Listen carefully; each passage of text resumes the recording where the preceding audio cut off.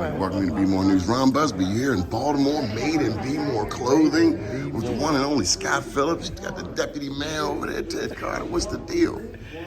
This is all about Baltimore this morning, man. We are excited to be here, with my brother to really showcase some of the business owners that we have, particularly black-owned businesses. Last night was State of the Union by the President of the United States. It really talked about some of the initiatives that this administration has developed as well as implemented across the country to help small, particularly black-owned businesses grow and prosper through some of the new legislation, the infrastructure bill that's being implemented on. And so we're just excited to be here this morning to showcase what's going on in Baltimore, Maryland, the home of the Ravens, but more importantly, my fraternity brother, Reginald Lewis, came up out of here. And so we're excited to be here, showcase some of the homegrown talent right here.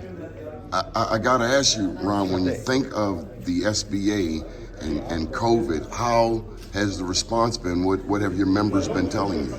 I think early on, it was a very difficult time for all businesses, particularly black-owned businesses, when there was a program that was created called Payroll Protection Plan that was really designed to help small businesses, but based on the data. 2.6 million black-owned businesses, 2.5 million have no employees. And so when you create a program to save the employee, but not the employer, you left a lot of black businesses out of that conversation. And so during the second round of funding, the legislation was changed based on advocacy efforts such as ours, such as MBDA, to make sure that sole proprietors had an opportunity to participate, as well as to talk more about the EIDL loan, which we'll have an opportunity to speak about this morning as well. You're standing right beside Scott Phillips, attorney at law. Scott, you've worked with some businesses directly. What has been your experience with businesses, COVID, SBA, pandemic relief? Well, one of the things that I think SBA eventually got right, particularly on the second round, is making it more user-friendly, right?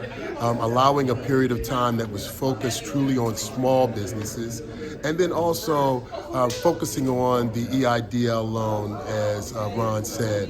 What I found for many of our clients is that they weren't prepared the first go round, right? So we had to do a lot of work to help them get prepared, to help them to be bankable, to help them to get their materials together, their financial documents together, so that they could go after that money. All in all, we've seen some really interesting things happen in our community.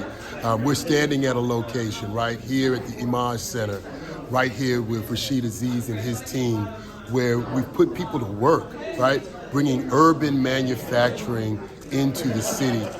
Some of the money that was received through the ARPA funds have been reinvested in our communities. We see an opportunity, as the president said last night, to increase this opportunity for urban manufacturing, increase jobs, increase incomes, and really kind of economic development, change communities by putting in productive workforce facilities. So that's what this is really all about, Donnie. Ron, I did have one last question for you. Now, you've been president of the U.S. Black Chamber. You've dealt with both Democrats and Republicans, and you know where I'm going with this. The Trumpster caused a lot of challenges, but people tend to view him as pro-business, however that works out. But the Biden administration, quite often Democrats consider programs more so than entrepreneurship. At least that's been the trend. Or am I reading it wrong? Or is everybody getting it now that that we're here with President Biden and Vice President Kamala? Do they get it? Well, I think a couple of things happened. One, we all witnessed the murder of George Floyd, and we saw as a country some of the systemic racism that is happening. And regardless of who was the president, I think many of the programs that were created under both the Democrat as well as the Republicans have been created under minority programs. And what we called for under this administration, and for the first time you saw it last year, is intentionality. We no longer want to hear about minority programs. Being here in Baltimore, you see the difference between minorities and black-owned businesses. We have unique challenges as well as unique needs, and we need unique solutions. And so what the U.S. Black Chamber has called upon this administration is to say, tell us what you're doing for black businesses, not minority-owned businesses, because we have seen historically when we talk about the progress of minority businesses, historically it has been white women that have benefited the most, where black businesses, black communities, and black families have been left behind. And so what I think that this administration has really seen, heard, and implemented for the first time is intentionality, transparency, and most importantly, accountability. Good deal. Thank you, gentlemen, for your time. Scott Phillips, attorney at law. Matter of fact, you're running for House of Delegates in the 10th Legislative District here in Maryland. Thank you, Donnie. Good deal. And Mr. Ron Busby, President and CEO, U.S. Black Chambers. Keep watching BmoreNews.com, the news before the news, where we uncover the truth.